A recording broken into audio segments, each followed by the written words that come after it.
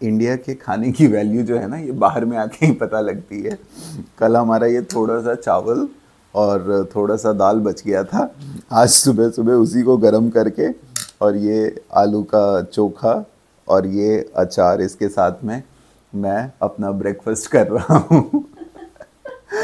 तो बाहर में इतनी इम्पोर्टेंस दिखती है खाने की कि बचा कुछ जो भी है, लेकिन अगर है कुछ इंडियन तो उसको खा लिया जाए। इनफैक्ट ये अचार तो हम रेस्टोरेंट में खाने गए थे, वहाँ से लेके आए हैं। इतने से अचार का उस रेस्टोरेंट वाले ने 50 लीरा चार्ज किया था, मतलब 150 रुपये हमसे चार्ज किया था। तो हम भी शाणे निकले, हमने बोला जो बच गया है वो दे दे भाई, हम अपने घर पे खाने के साथ खाएंगे। तो ये अचार लेके आए हैं और बचा हुआ दाल चावल खा के अभी फिर हम निकलने वाले हैं, जस्ट गेटिंग रेडी। और आज यूरोप एंटर करने के लिए एक्साइटेड हूँ मैं। फाइनली आज से हम यूरोप एंटर कर जाएंगे।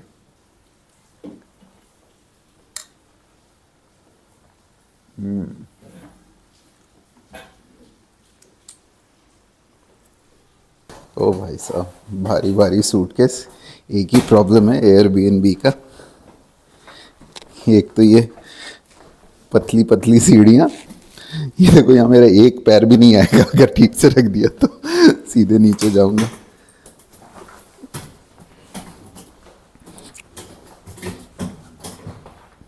और ये भारी भारी सूटकेस तो हम गाड़ी के हिसाब से ले आए हैं कि गाड़ी में रखा रहता है, लेकिन इसको अच्छी बात है कि जब हम होटल में रुकते हैं तो सारा सूटकेस नहीं निकालना पड़ता है।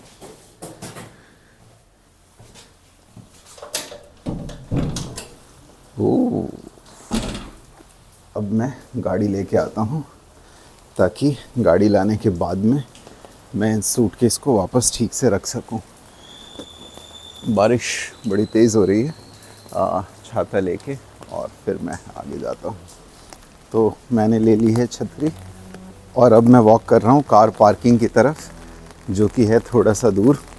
और ये जैसा आप लोग रोड देख सकते होंगे कि ये है थोड़ा सा हिली रोड और मैं अपहिल वॉक कर रहा हूँ धीरे धीरे।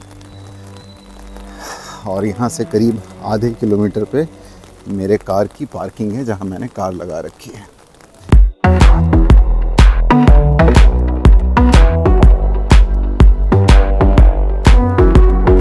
Good morning everybody and welcome to my channel the travelling CEO. इस चैनल पे मैं हियरिंग अवेयरनेस के लिए रोड ट्रिप कर रहा हूँ दिल्ली टू लंदन अपनी टोयोटा फॉर्च्यूनर कार से 29 कंट्रीज़ होते हुए और करीब 20,000 किलोमीटर ट्रैवल करते हुए मैं जाने वाला हूँ दिल्ली से लंदन।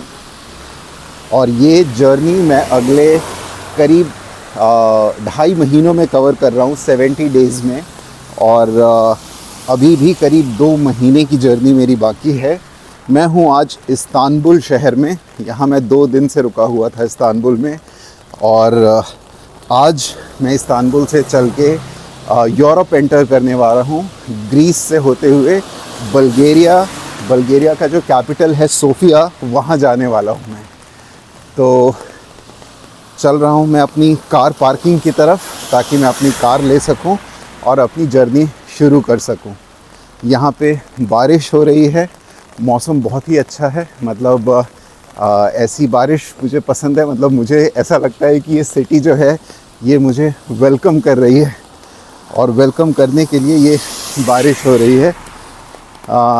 अपहिल वॉक है थोड़ा सा, ये पूरा ओल्ड इस्तांबुल हिल्स पे बना हुआ है, तो ये ऊपर की तरफ वॉक करता हुआ जा रहा हूँ मैं, इसलिए मेरा सांस भी फूल रहा है चलते चलते।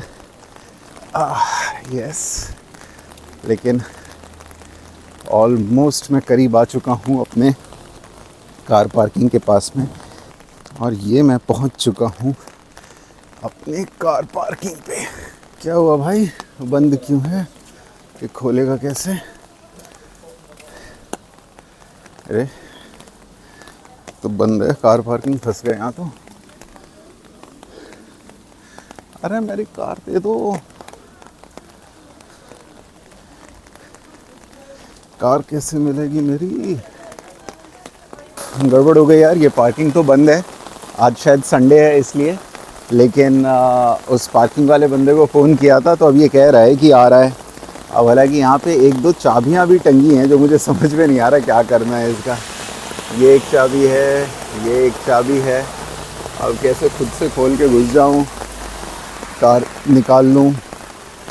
ऐसे वो कह रहा है मैं कि 1 घंटे में आएगा, तो देखता हूँ मैं बात करके। And that's my apartment. तो यहाँ इस्तांबुल में कैफ़ेज़ का कल्चर बहुत ज़्यादा है, और क्योंकि हमारी पार्किंग अभी बंद थी, गाड़ी मिलने में थोड़ा टाइम था, तो मैंने सोचा कोई एक कैफ़े को एंजॉय किया जाए। तो ये मैंने ऑर्डर किया है चिकन रैप, और ये है पीता, मतलब पिज़्ज़ा जैसा दिखता है, तो इट इज़ कॉल्ड पीता, वेजिटेरियन पीता। इसमें चीज़ और वेजीज़ रखे हैं। और ये है एक्चुअली यहाँ का लोकल डिश जो मैं दुबई में भी खाया था और आप लोगों को वीडियो पे दिखाया था। मैंने ईरान में भी ट्राई किया था, क्योंकि कहते हैं ना ये हर जगह पे थोड़ा थोड़ा डिफरेंट टेस्ट होता है इसका। और फाइनली ये मैं इस्तांबुल में भी खा रहा हूँ यहाँ पे। एंड दिस कुनाफा जो है, इसको ये लोकल डिश है, कुनाफा कहते हैं इसको। ये कुनाफा बड़ा ही ज़बरदस्त, डेजर्ट्स में लोग खाते हैं इसको स्वीट डिश के तौर पे। ये अंदर में क्रीम जैसा फील्ड होता है और ऊपर से ये बटर वगैरह चीज़ वगैरह लगा के देते हैं। और ये है यहाँ की लोकल कॉफ़ी, सो टर्किश कॉफ़ी कहते हैं इसको। थोड़ा ब्लैक कॉफ़ी टाइप का है। ये प्रॉपर ब्लैक कॉफ़ी है, बट गुड टेस्ट। वाओ।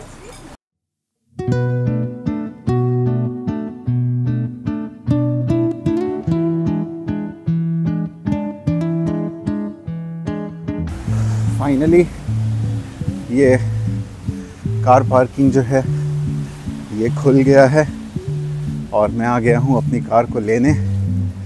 1 घंटे वेट करना पड़ा, शायद संडे होने की वजह से देर से खोलते हैं ये लोग। लेकिन ये लगी है मेरी कार। प्रॉब्लम ये है कि यहाँ पे तो पानी जम गया है, बारिश तेज़ हो रही थी। अब मैं जाऊँगा कैसे? Hello, how much?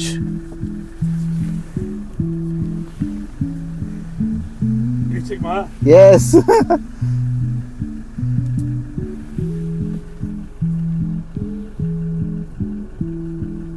750.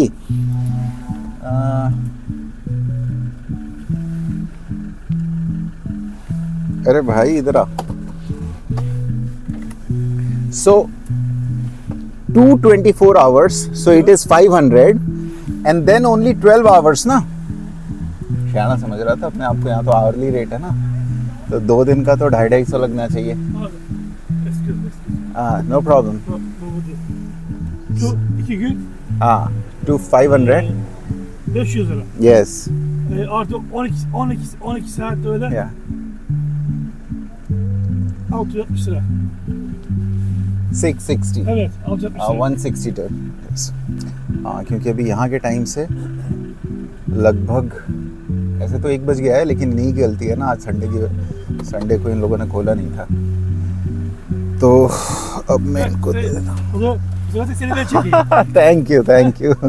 तो भाई ने कैमरा पकड़ लिया है और वही मेरे लिए रिकॉर्ड कर रहे हैं। तो टोटल होता है इनका 660। तो 1 2 3 4 5 6, and let me see if I have 60, 20 20 20। ये हो गया 60। बाकी पैसे गए अंदर, और मैं दोबारा गिन लेता हूँ। ओप्स, सही है ना? 1 2 yes, 660। Thank you. Say hello. Good bye. So finally 660 lira लगा है। 250 लीरा एक दिन का था, लेकिन क्योंकि आवरली रेट है तो 250 2 दिन का फुल लगा, और थर्ड डे का सिर्फ 160 ही लगा, क्योंकि थर्ड डे को 12 घंटे ही हुए थे।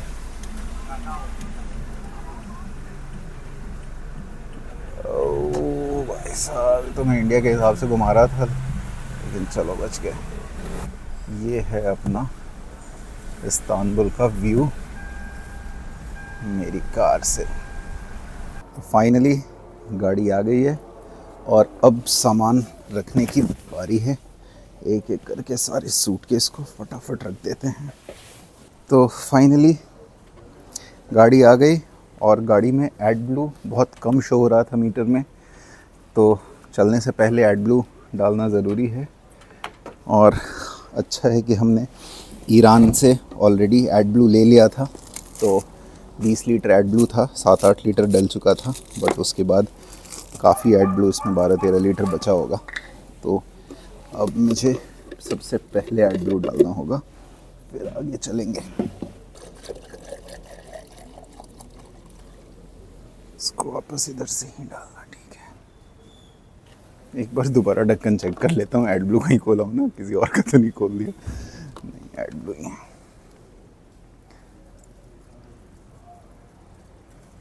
चलो, तो फाइनली सामान भी डल गया है और एडब्लू भी डल गया है। कार में रेंज भी 200-250 किलोमीटर की है, तो कोई जल्दबाजी नहीं है, बिल्कुल बॉर्डर तक पहुंचेंगे यूरोप के। उस समय डीजल डलाएंगे। तो we are all set, we are on the way और हम निकल रहे हैं इस्तांबुल से और आज जाएंगे हम यूरोप में। हम एंटर ग्रीस से करेंगे क्योंकि शेंगन रीजन से एंटर करना ज़रूरी है, तभी हमें बुल्गारिया में एंट्री मिलेगी, क्योंकि बुल्गारिया का वीज़ा नहीं तो अलग से लेना पड़ता है। तो ग्रीस, और गुड थिंग इज़ कि ग्रीस और बुल्गारिया का बॉर्डर बिल्कुल साथ साथ में ही है।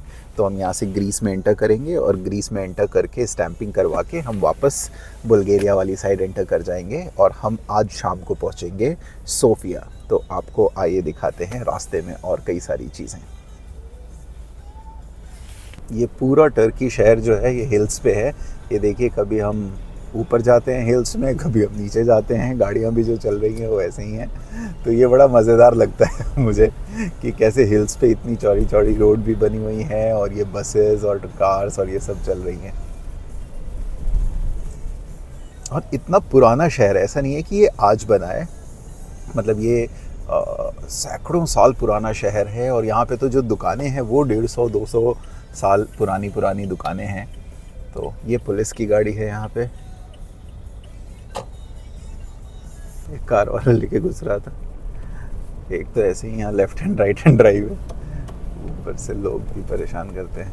कुछ हमारे जैसे ही ड्राइवर मिल जाते हैं हर देश में।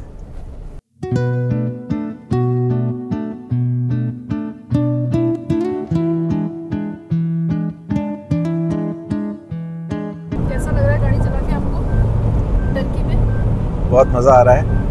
180 पे भी I am not the fastest, I am just one of the car flying on this road क्योंकि 180 पे भी ये सारी गाड़ियाँ मेरे बिल्कुल साथ में चल रही हैं।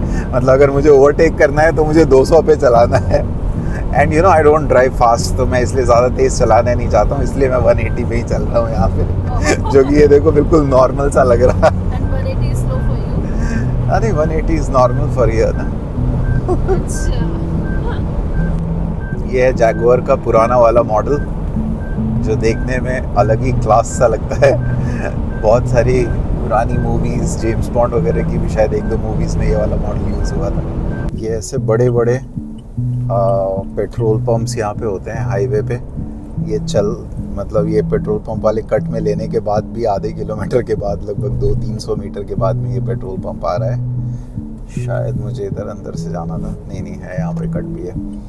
तो ये है, और ये बड़ा सा पेट्रोल पंप और उसके साथ में ही ये सारा फास्ट फूड मार्केट वगैरह भी है।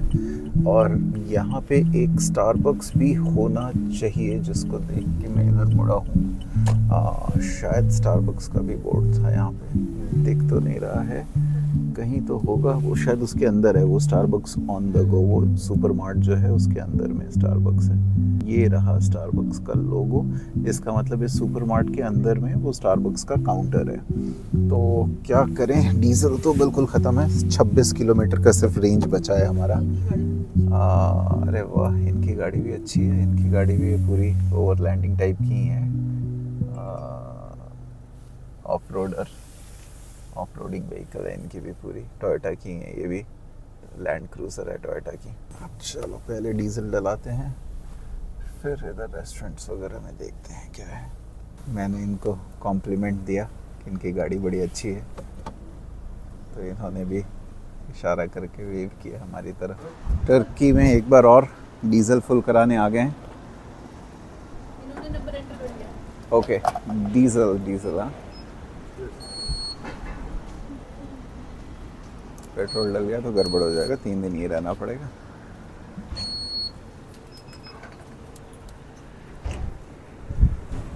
तो यहाँ पे है डीजल 41 लीरा का, और 41 लीरा का मतलब हुआ वही 125 रुपये लीटर है डीज़ल पूरे टर्की में।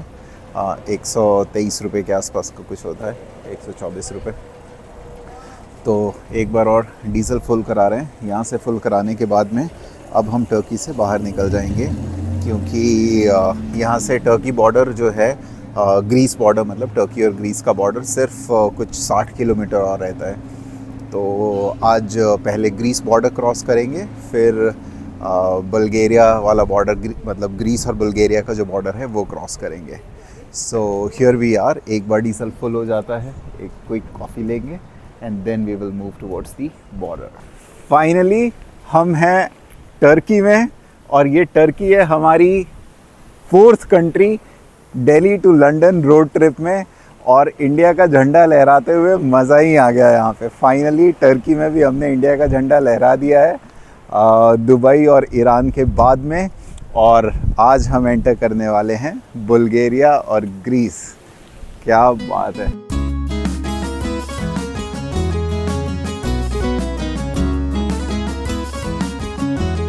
एयर प्रेशर अच्छा है शायद साइड में, हवा चेक करवाने के लिए भी है शायद पेट्रोल पंप पे, तो अच्छा हो जाएगा। एक बार देख लेता हूँ कहाँ पे है हवा वाला। पहले कहाँ है, इधर दिख तो नहीं रहा। अच्छा वो है शायद वहाँ पे, हाँ दिख गया। ये बंदा जो है हवा ही डलवा रहा है शायद।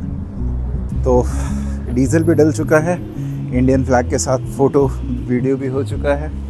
अब हम कुछ कॉफ़ी शॉफ़ी ले लें। स्टारबक्स का काउंटर लगा था, ऐसा ना हो कि कहीं यहाँ पे सिर्फ वो वाली कॉफ़ी हो, रेडीमेड वाला जो स्टारबक्स का बॉटल आता है वो नहीं। यहाँ है तो स्टारबक्स का की मशीन लगी हुई है, बट ये बना के कौन देगा, ये लेंगे कैसे हम इसमें से।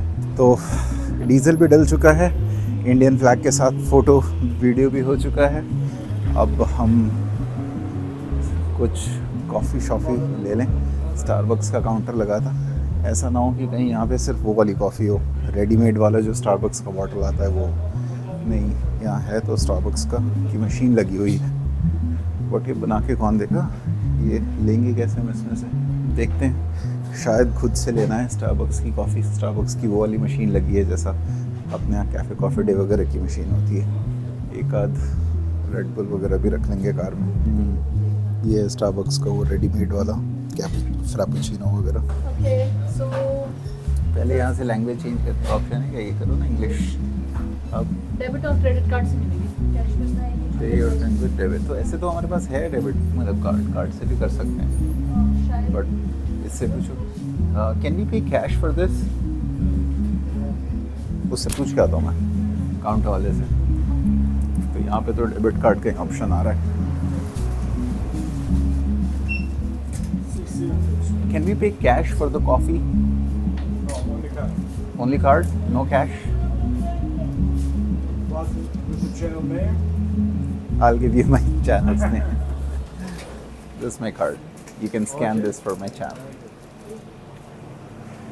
कह रहा है only card. तो उसको कैश दे दो ना, अपनी कार्ड से दे देगा। वो तो कर देगा, तो कर लो ना, अपनी कार्ड से कर लो, अपने पास निकालो कोई ना कोई कार्ड तो चलेगा ही। क्रेडिट कार्ड कोई निकालो, सबको पता है कैमरा लेके घूम रहे हैं तो कोई ना कोई यूट्यूब चैनल ही होगा। कार्ड कैश बताने से पहले पूछ रहा है what is your YouTube channel name. इसका कार्ड देखा है अपना। Yes Grande. Grande. This was my cup. No, this was.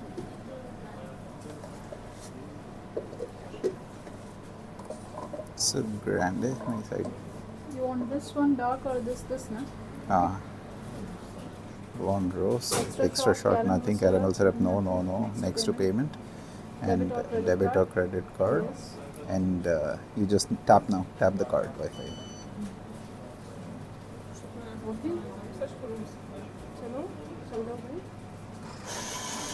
Whoa, it worked.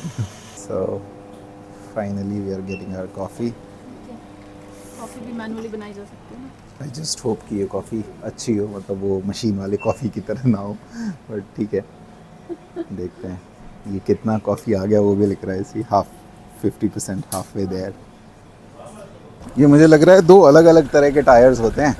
उधर वाले का जो नॉब है ना, ये अलग तरीके का है, तो ये कुछ टायर्स हो सकता है ट्रक रख के, या कुछ टायर्स जो हैं ऐसे वाले होते होंगे.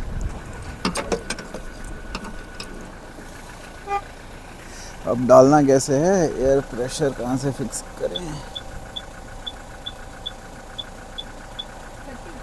30 3 है, 3.1 3.2, ये कुछ और ना हो तो गूगल करके देखना होगा कि PSI में कितना होगा. ये कोई और वो है, बार करके,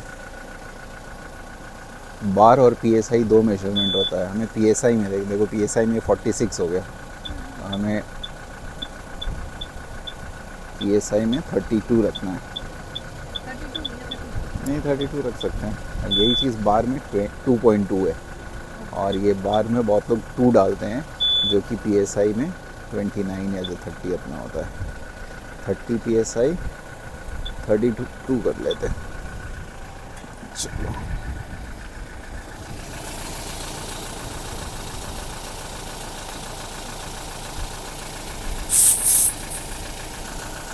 चलो फाइनली पेट्रोल तो फिर भी कई बार डलाया था बाहर में, आज हवा भी खुद से डला लिया. गोप्रो ऊपर लग चुका है, अब देखना है कि गोप्रो में कैसा रिजल्ट आता है रूफ पे माउंट करके. तो थोड़े दूर चला के फिर रोक के गोप्रो चेक करते हैं. ऐसे तुम पीछे देखते रहना, कहीं कुछ टप्पा खा रहा हो तो वो हमारा गोप्रो हो सकता है. तो अभी हम लोग टर्की से ग्रीस बॉर्डर की तरफ जा रहे हैं, और हार्डली 1-1.5 किलोमीटर बस बचा है ग्रीस बॉर्डर, और ये बॉर्डर का एरिया है. जल्दी ही हम इधर से ये सीधा ग्रीस बॉर्डर में एंटर करने वाले हैं. ये बिल्कुल बॉर्डर एरिया में हम अभी जा रहे हैं, और ये सारा वहाँ पे चेक पोस्ट वगैरह हमें ऑलरेडी दिखना शुरू हो गया है. वो करीब आधे किलोमीटर दूर वो जो झंडा लगा है वो टर्की का चेक पोस्ट है, और इसके आगे उधर ग्रीस का चेक पोस्ट आएगा. शायद रिकॉर्डिंग वगैरह करना अलाउड नहीं है, बट देखते हैं अगर थोड़ा सा रिकॉर्ड कर पाए तो. ये है यहाँ से एंटर करने का टर्की बॉर्डर. अब इसमें डॉक्यूमेंटेशन वगैरह के लिए शायद यहाँ रुकना पड़े, तो ठीक है, देखते हैं, रुकते हैं, डॉक्यूमेंटेशन कराते हैं पहले. ये एक्सरे स्कैनर में गाड़ी स्कैन करेंगे, और इसके लिए मुझे गाड़ी इसके ऊपर चढ़ानी है.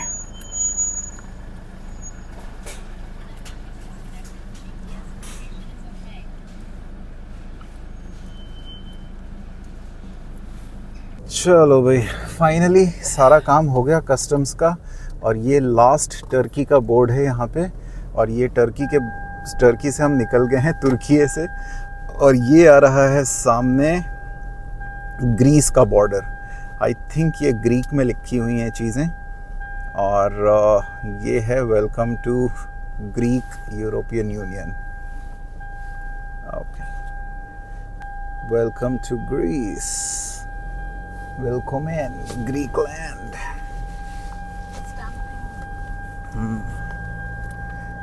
क्या हुआ, कहाँ गया इनका बॉर्डर, ये ऐसे ही जाने देंगे क्या? इनको मतलब लग रहा है नहीं है स्टैंपिंग वगैरह. नहीं, यहाँ पे है ना, ये सारी गाड़ियाँ लगी हुई हैं लाइन से. तो ये है ग्रीक का बॉर्डर.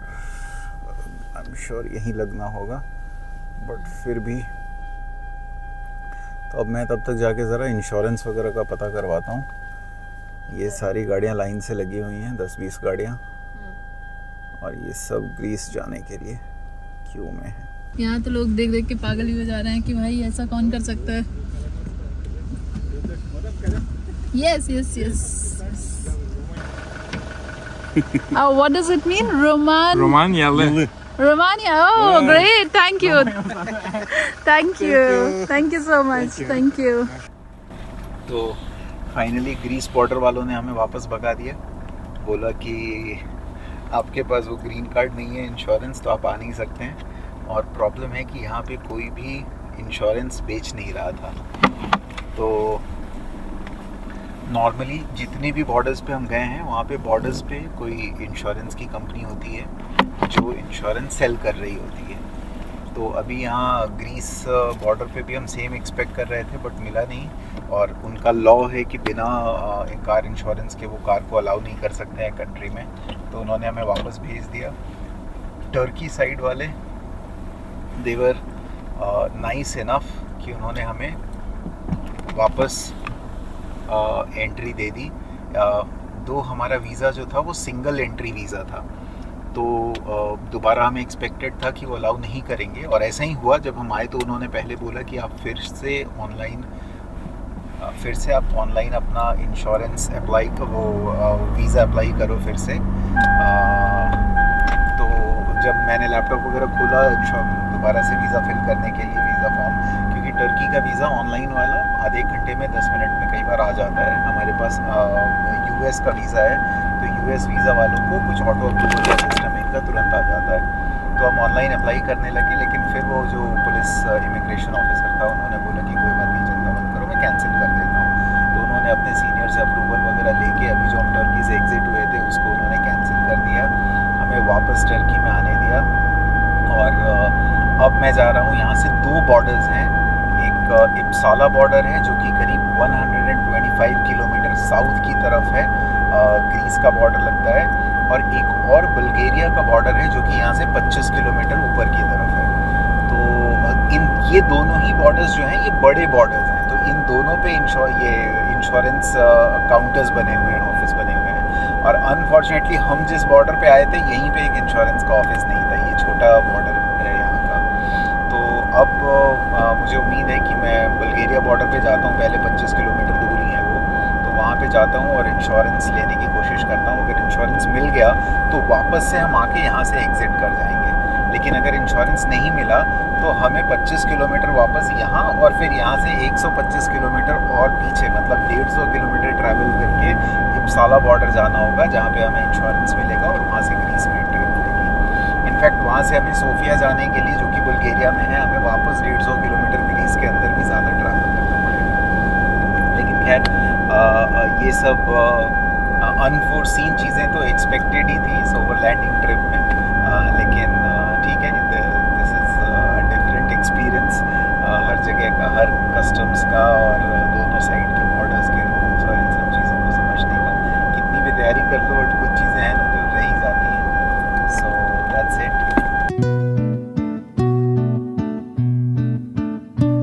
तो लग गई थी तेज़ भूख। जा रहे हैं हम लोग 3rd बॉर्डर पे आज के, इप्साला बॉर्डर। और इप्साला बॉर्डर जाते समय कोई छोटी सी सिटी आती है बीच में, जहाँ पे हमें एक रेस्टोरेंट दिखा, तो मैं यहाँ पे रुक गया हूँ ताकि कुछ खा के फिर चलूँ। ये है रेस्टोरेंट,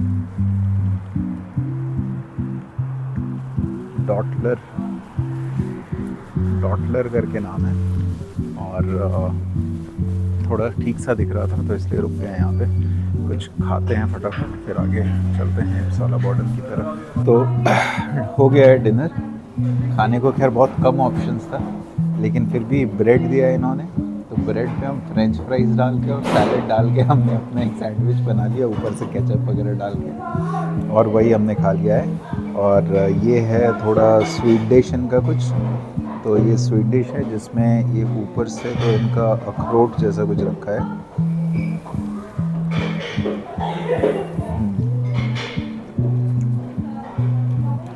रसगुल्ले, मतलब अपना जो गुलाब जामुन होता है वैसा कुछ टेस्ट है, और ऊपर से मलाई और अखरोट वगैरह हुआ है।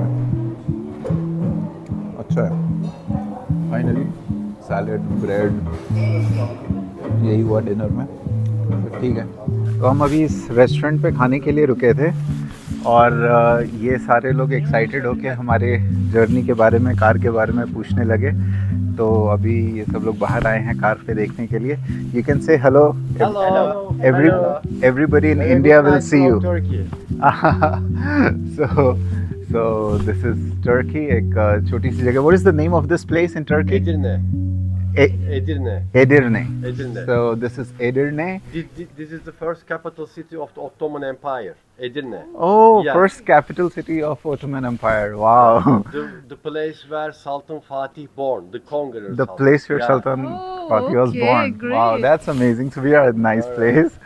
So great. तो अब हम लोग यहाँ कार के साथ फ़ोटो लेने वाले हैं। ये सब लोग हमसे बात करना चाह रहे थे, फ़ोटो वगैरह ले रहे थे सारे लोग एक एक आके। तो अभी हम लोग रुके हैं और सोचा कि इनको भी वीडियो में इनका मैसेज लिया जाए। You have any message for India? People in India will see you. There are too many lovely peoples in India. We send them our big loves. Wow. Okay. Thank you, India. Bye bye. Thank you. Thank you. India. All right. तो finally इप्साला border से हम Turkey से निकल चुके हैं और ये Greece का लास्ट चेकिंग पॉइंट है, मतलब टर्की का, और ग्रीस वाली साइड जा रहे हैं। अब देखते हैं कहाँ तक ग्रीस है। शायद ये ग्रीस होना चाहिए। तो ये था टर्की। अब हम जा रहे हैं दोबारा से ग्रीस की तरफ। ये इप्साला बॉर्डर बड़ा है, तो just keeping our fingers crossed ताकि इस बार हमें यहाँ पे इंश्योरेंस मिल जाए। टर्की में इंश्योरेंस को सिगोर्ता कहते हैं, तो हमें सिगोर्ता मिल जाए। यहाँ से ये ग्रीस का बॉर्डर शुरू हुआ, वेलकम टू ग्रीस लिखा था यहाँ पे। और अब ये थोड़ा सा आगे 100-200 मीटर आगे करीब मुझे कुछ गाड़ियाँ लाइन से लगी हुई दिख रही हैं। ये गाड़ियाँ शायद ग्रीस में एंटर करने के लिए वेट कर रही हैं। तो फाइनली हम ग्रीस में एंटर कर चुके हैं।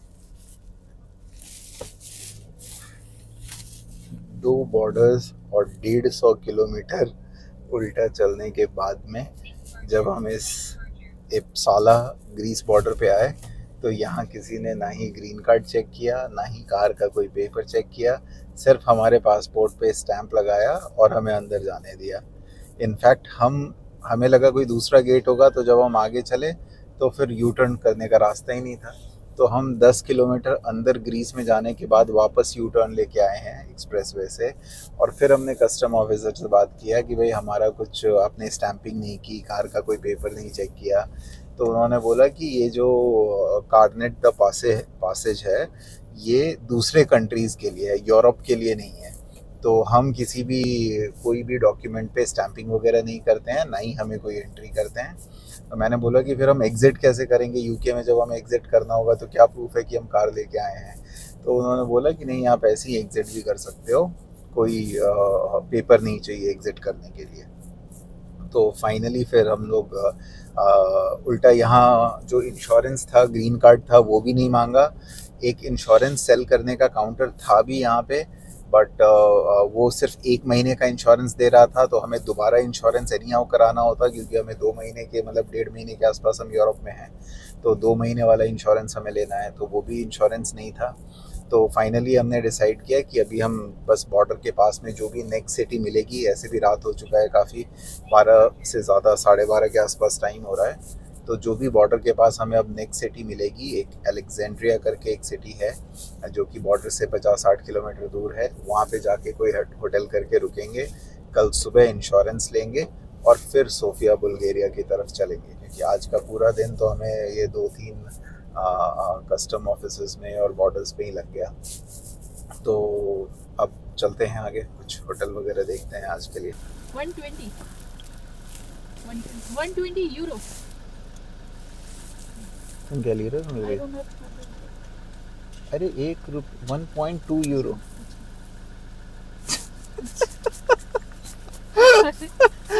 आई डोंट हैव, डर गई, रोने भी लगी थोड़ा। नहीं, मैं कहाँ से $1 दे देता हूँ। इंश्योरेंस छोड़ के आओ, तुमने 180 का या 120 की तरह से दे दो। Thank you. Thank you. आपसे थैंक यू मांगे नहीं हो, ठीक है? देना तो बनता है ना, मेरा लड़की है तो। 120 I don't have 120 बाप रे एक तो ना रात में मेरे को ऐसी नींद आ जाती है, ऊपर से तुम आजकल इतनी गड़बड़ करते हो कि पूरी रात में ही गाड़ी वो चलाते हो। इंश्योरेंस वाला और हमें डरा रहा था ना कि वो इंश्योरेंस वाला हमें डरा रहा था कि टोल पे जाओगे तो पकड़ लेंगे, इंश्योरेंस नहीं होगा तो। चलो ठीक है भाई, इसका मतलब यहाँ से तुम निकल गए। अब नॉर्मल हमें अपने सेफ्टी के लिए इंश्योरेंस ले लेना है जल्दी से जल्दी।